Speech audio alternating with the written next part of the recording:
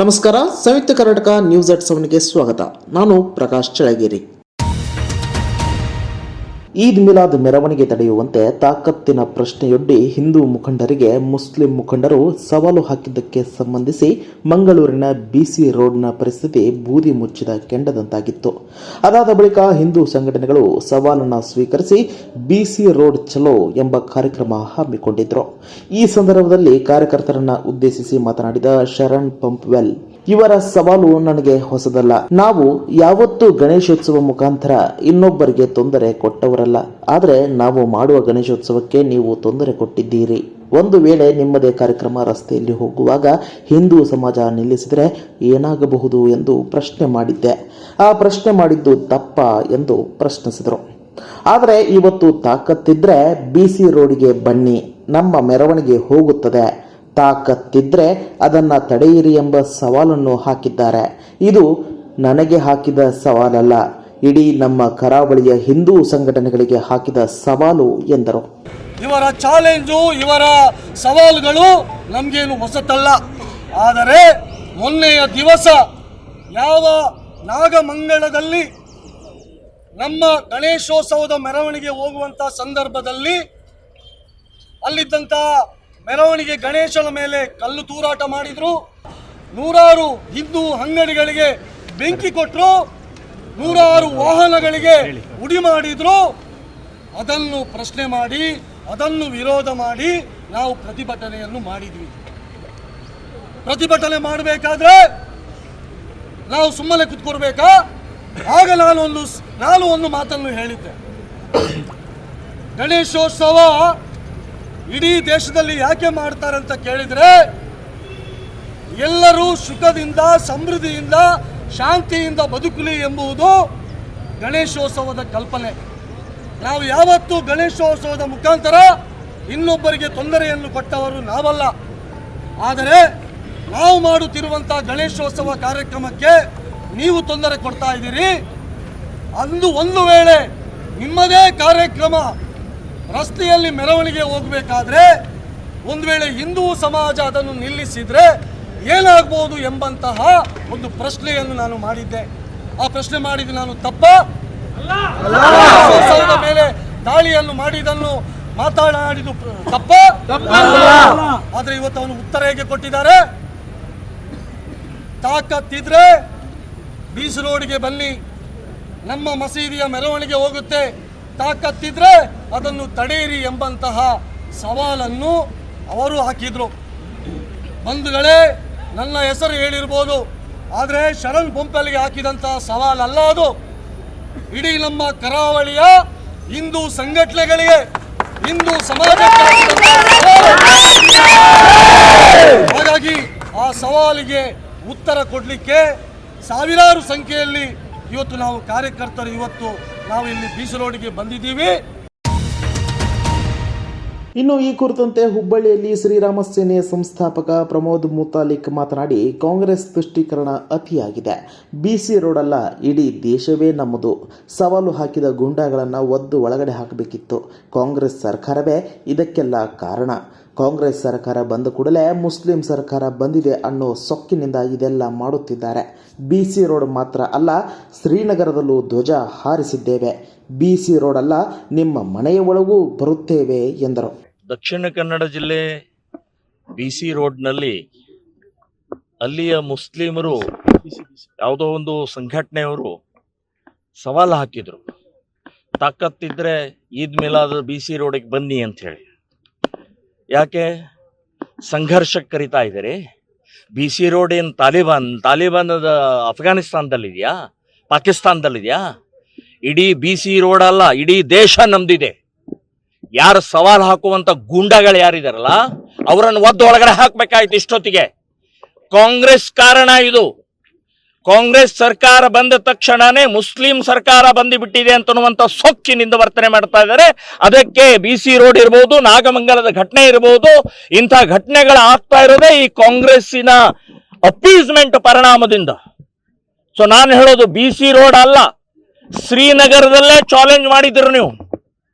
ಶ್ರೀನಗರ, ಜಮ್ಮು ಕಾಶ್ಮೀರದ ಶ್ರೀನಗರದಲ್ಲಿ ಅಲ್ಲಿ ತಾಕತ್ತಿದ್ರೆ, ತಾಯಿ ಹಾಲು ಕುಡ್ದಿದ್ರೆ ಹಸಿರ ಬಾವುಟ ತೆಗೆದು ಪಾಕಿಸ್ತಾನ್ ಧ್ವಜ ತೆಗೆದು ಅಲ್ಲಿ ತಿರಂಗಿ ಬಾವುಟ ಹಾರಿಸಿ ಅಂತ ಹೇಳಿದ್ರು, ಅದನ್ನ ಹಾರಿಸಿ ತೋರಿಸಿದ್ದೇವೆ. ಈ ದೇಶದ ವೀರ ಸುಪುತ್ರಿದೇವು ನಾವು. BC ರೋಡ್ ಅಲ್ಲ, ನಿಮ್ಮ ಮನೆ ಒಳಗಡೆನೂ ಬರ್ತೀವಿ ನಾವು. ಈ ರೀತಿಯ ದರ್ಪ ಸೊಕ್ಕು ಇನ್ಮೇಲೆ ನಡೆಯೋದಿಲ್ಲ. ಕಾಂಗ್ರೆಸ್ ಇದೆ ಅಂತ ಹೇಳಿ ಏನು ಬೇಕಾದ್ದು ಹೇಳೋದು, ಏನು ಬೇಕಾದ್ದು ಮಾಡೋದು ನಡೆಯಂಗಿಲ್ಲ. ಹಿಂದೂಗಳು ಜೀವಂತವಾಗಿದ್ದೇವೆ. ಸೊ ಅದಕ್ಕೆ ಉತ್ತರ ಕೊಡಬೇಕಾಗತ್ತೆ ಅಂತನ್ನುವಂತ ಎಚ್ಚರಿಕೆ ಕೊಡ್ತಾ ಇದ್ದೀನಿ ನಾನು. ಪಾಂಡವಪುರ RSS ಕಚೇರಿಗೆ ಅತಿಕ್ರಮ ಪ್ರವೇಶ ಮಾಡಿದ ಸಂಘದ ಸ್ವಯಂ ಸೇವಕರ ಜೊತೆ ಅನುಚಿತವಾಗಿ ವರ್ತಿಸಿರುವ ಡಿವೈಎಸ್ಪಿಯನ್ನ ಕೂಡಲೇ ಅಮಾನತು ಮಾಡಬೇಕು ಹಾಗೂ ಈ ಘಟನೆ ಕುರಿತು ತನಿಖಾ ಸಮಿತಿ ರಚಿಸಿ ತನಿಖೆಗೆ ಆದೇಶಿಸಬೇಕು ಎಂದು ಬಿಜೆಪಿ ರಾಜ್ಯ ಪ್ರಧಾನ ಕಾರ್ಯದರ್ಶಿ ಪಿ ರಾಜು ಆಗ್ರಹಿಸಿದ್ದಾರೆ. ಬೆಂಗಳೂರಿನಲ್ಲಿ ಮಾಧ್ಯಮದವರ ಜೊತೆ ಮಾತನಾಡಿದ ಅವರು, ಪಾಂಡವಪುರ RSS ಕಚೇರಿಗೆ ಪೊಲೀಸ್ ಪ್ರವೇಶ ಪ್ರಕರಣ ಖಂಡನೀಯವಾಗಿದೆ. ರಾಜ್ಯದಲ್ಲಿ ಅರಾಜಕತೆ ನೆಲೆಸಿದೆ. ತುಷ್ಟೀಕರಣದ ಪರಾಕಾಷ್ಠೆ ನಡೆಯುತ್ತಿದೆ. ಪಾಂಡವಪುರ RSS ಕಚೇರಿಗೆ ಪೊಲೀಸ್ ಅಧಿಕಾರಿ ಪ್ರವೇಶ ಮಾಡಿದ್ದಾರೆ. ಸರ್ಚ್ ವಾರೆಂಟ್ ಇಲ್ಲದೆ ಬಂದಿದ್ದಾರೆ. ಸರ್ಚ್ ವಾರೆಂಟ್ ಇಲ್ಲದಿದ್ರೂ ಸ್ಟೇಷನ್ ಡೈರಿಯಲ್ಲಿ ಸೂಕ್ತ ಕಾರಣದ ಬಗ್ಗೆ ಬರೆದು ಬರಬೇಕು. ಆದರೆ ಪಾಂಡವಪುರ RSS ಕಚೇರಿಗೆ ಪೊಲೀಸರು ಅತಿಕ್ರಮ ಪ್ರವೇಶ ಮಾಡಿದ್ದಾರೆ ಎಂದು ದೂರಿದರು. ಪಾಂಡವಪುರದಲ್ಲಿ RSS ಕಾರ್ಯಾಲಯಕ್ಕೆ ಪೊಲೀಸ್ ಅಧಿಕಾರಿ ಅತಿಕ್ರಮವಾಗಿ ಪ್ರವೇಶವನ್ನ ಮಾಡಿ ಕಾನೂನಿಗೆ ಅಪಚಾರವನ್ನ ಮಾಡಿದ್ದಾರೆ. ಒಬ್ಬ ಪೊಲೀಸ್ ಅಧಿಕಾರಿ ಒಂದು ಆವರಣವನ್ನ ಪ್ರವೇಶ ಮಾಡಬೇಕು ಅಂದ್ರೆ 2 ಹಂತಗಳಲ್ಲಿ ಪೊಲೀಸ್ ಅಧಿಕಾರಿ ಅದನ್ನ ಸಾಬೀತು ಮಾಡಬೇಕು. ಆವರಣವನ್ನ, ಕಟ್ಟಡವನ್ನ, ಮನೆಯನ್ನ ಪ್ರವೇಶ ಮಾಡಬೇಕು ಅಂದ್ರೆ ಆತ ಸರ್ಚ್ ವಾರೆಂಟ್ ಇಟ್ಕೊಳ್ಬೇಕು. ನಂಬರ್ 1.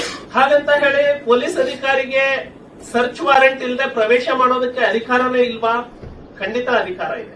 ಸರ್ಚ್ ವಾರೆಂಟ್ ಇಲ್ಲದೆ ಕೂಡ ಆತ ಯಾವುದೇ ಆವರಣವನ್ನ ಪ್ರವೇಶ ಮಾಡಬಹುದು.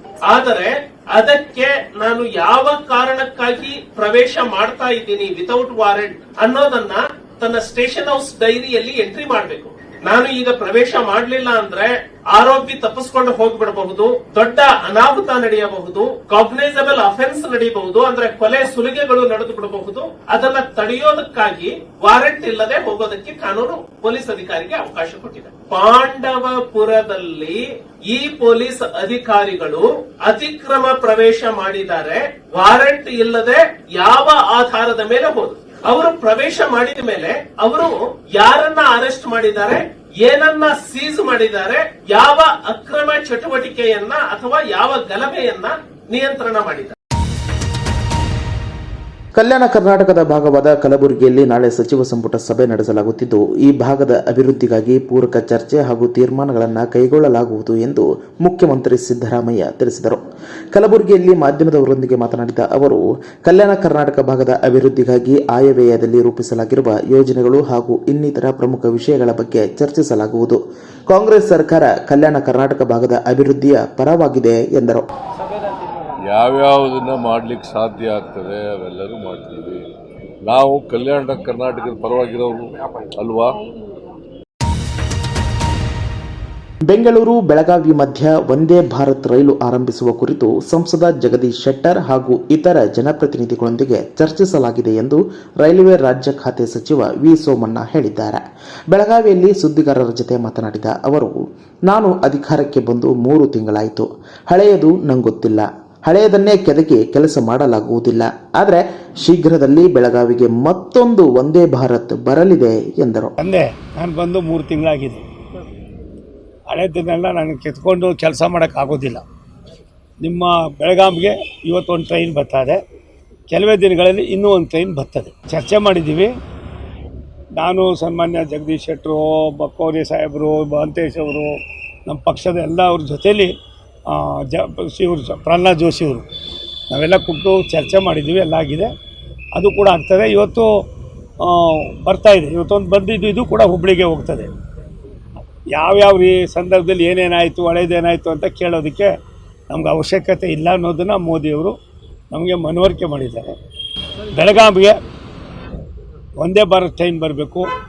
ಮತ್ತು ಏನು ಈಗಾಗಲೇ ಸುಭಾಷ್ ನಮ್ಮ ಅಂಗಡಿಯವರಿದ್ದರು, ಸುರೇಶ್ ಅಂಗಡಿಯವರು, ಅವರು ಏನು ನಮ್ಮ ಉಡುಪಿಯಿಂದ ಹುಬ್ಬಳ್ಳಿಯಿಂದ ಇದಕ್ಕೆ ಕಿತ್ತೂರು ಮೇಲೆ ಒಂದು ಇದನ್ನು ಮಾಡಿದ್ರು. ಸರ್ವೆ ಕಾರ್ಯ ಸಾಕಷ್ಟು ಜಿಲ್ಲಾಧಿಕಾರಿಗಳ ಜೊತೆಯಲ್ಲಿ ನಾನು ಸಂಪರ್ಕ ಮಾಡಿದ್ದೀವಿ. ಎಲ್ಲ ಆಗಿದೆ.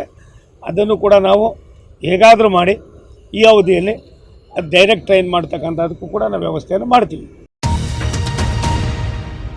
ಮೂರನೇ ಅವಧಿಯ ಮೊದಲ 100 ದಿನಗಳಲ್ಲಿ ನಮ್ಮ ಸರ್ಕಾರವು ದೇಶದ ತ್ವರಿತ ಪ್ರಗತಿಗೆ ಅಗತ್ಯವಿರುವ ಪ್ರತಿಯೊಂದು ಕ್ಷೇತ್ರದ ಸಮಸ್ಯೆಗಳನ್ನು ಪರಿಹರಿಸಲು ಪ್ರಯತ್ನಿಸಿದೆ ಎಂದು ಪ್ರಧಾನಿ ನರೇಂದ್ರ ಮೋದಿ ಹೇಳಿದ್ದಾರೆ. ಇಂದು ಗಾಂಧಿನಗರದಲ್ಲಿ ನಡೆದ global renewable energy investors meet ಮತ್ತು ಎಕ್ಸ್ಪೋ 4ನೇ ಆವೃತ್ತಿಯನ್ನು ಉದ್ದೇಶಿಸಿ ಮಾತನಾಡಿದ ಅವರು, 21ನೇ ಶತಮಾನಕ್ಕೆ ಭಾರತವೇ ಅತ್ಯುತ್ತಮ ಎಂದು ಭಾರತೀಯರಷ್ಟೇ ಅಲ್ಲ, ಇಡೀ ವಿಶ್ವವೇ ಭಾವಿಸುತ್ತದೆ. ನಮಗೆ ಹಸಿರು ಭವಿಷ್ಯ ಮತ್ತು ನಿವ್ವಳ ಶೂನ್ಯವು ಕೇವಲ ಅಲಂಕಾರಿಕ ಪದಗಳಲ್ಲ, ಇವು ದೇಶದ ಅವಶ್ಯಕತೆಗಳು ಮತ್ತು ಅದನ್ನು ಸಾಧಿಸಲು ನಾವು ಬದ್ಧರಾಗಿದ್ದೇವೆ. ಅಯೋಧ್ಯೆ ಮತ್ತು ಇತರ 16 ನಗರಗಳನ್ನು ಮಾದರಿ ಸೌರ ನಗರಗಳಾಗಿ ಅಭಿವೃದ್ಧಿಪಡಿಸಲು ಸರ್ಕಾರ ಕೆಲಸ ಮಾಡುತ್ತಿದೆ.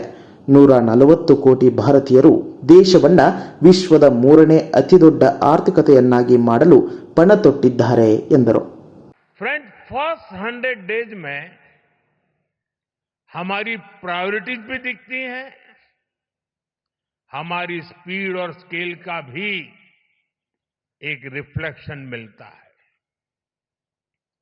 इस दौरान हमने हर उस सेक्टर और हर उस फैक्टर को एड्रेस किया है जो भारत के तेज विकास के लिए जरूरी है. इन 100 दिनों में फिजिकल और सोशल इंफ्रास्ट्रक्चर के विस्तार के लिए अनेक महत्वपूर्ण फैसले लिए गए हैं. हमारे विदेशी अतिथियों को ये जानकर हैरानी होगी कि भारत में हम 700 मिलियन यानी 7 करोड़ घर बना रहे हैं. ये दुनिया के कई देशों की आबादी से भी ज्यादा है. सरकार के पिछले 2 टर्म में हमने इसमें से 400 मिलियन यानी 4 करोड़ घर बना चुके हैं और तीसरे टर्म में हमारी सरकार ने 300 मिलियन यानी 3 करोड़ नए घर बनाने का काम शुरू भी कर दिया है. बीते 100 दिनों में भारत में 12 नए इंडस्ट्रियल सिटीज बनाने का फैसला किया गया है. बीते 100 दिनों में 8 high speed road corridor projects approve किए गए हैं. ಒಂದೇ ಮೆಟ್ರೋಗೆ ನಮೋ ಭಾರತ್ ರ್ಯಾಪಿಡ್ ರೈಲ್ ಎಂದು ಮರುನಾಮಕರಣ ಮಾಡಿದ್ದು ಪ್ರಧಾನಿ ನರೇಂದ್ರ ಮೋದಿ ಅವರು ಇಂದು ಮೊದಲ ರೈಲಿಗೆ ಚಾಲನೆ ನೀಡಿದ್ದಾರೆ. ಪ್ರಧಾನಿ ನರೇಂದ್ರ ಮೋದಿ ಅವರು ತಮ್ಮ ಜನ್ಮದಿನದ ಹಿಂದಿನ ದಿನವಾದ ಇಂದು ಗುಜರಾತ್ನಲ್ಲಿ ದೇಶದ ಮೊಟ್ಟ ಮೊದಲ ನಮೋ ಭಾರತ್ ರ್ಯಾಪಿಡ್ ರೈಲು ಸೇವೆಗೆ ಚಾಲನೆ ನೀಡಿದ್ದಾರೆ. ಈ ರೈಲು ಗುಜರಾತ್ನ ಕಚ್ ಜಿಲ್ಲೆಯಲ್ಲಿರುವ ಭುಜ್ನಿಂದ ಅಹಮದಾಬಾದ್ ನಗರಕ್ಕೆ ಸಂಪರ್ಕವನ್ನ ಕಲ್ಪಿಸುತ್ತದೆ. एवं गुजरात वासियों को नमो भारत रैपिड रेल के साथ ही देशवासियों को 6 वंदे भारत एक्सप्रेस का उपहार. भुज और अहमदाबाद के बीच संचालित की जा रही नमो भारत रैपिड रेल स्वदेशी तकनीक से निर्मित है. इसे कम दूरी के शहरों के बीच संचालित करने के हिसाब से डिजाइन किया गया है. इसमें है आरामदायक सीटों, लगेज रैक, स्वचालित दरवाजे, सीसीटीवी कैमरे, इमरजेंसी टॉक बैग जैसी विश्व स्तरीय यात्री सुविधाएं. अहमदाबाद की धरती से आज प्रधानमंत्री जी द्वारा किया जा रहा है नागपुर सिकंदराबाद, कोल्हापुर पुणे, आगरा कैंट बनारस, दुर्ग विशाखापट्टनम, पुणे हुबली वंदे भारत एक्सप्रेस का शुभारंभ. ಇನ್ನಷ್ಟು ಬರವಣಿಗೆಗಳು, ವಿಶೇಷ ಲೇಖನಗಳು ನಿಮಗಾಗಿ ಕಾಯ್ತಾ ಇರ್ತವೆ. ಓದ್ತಿರಲ್ವಾ?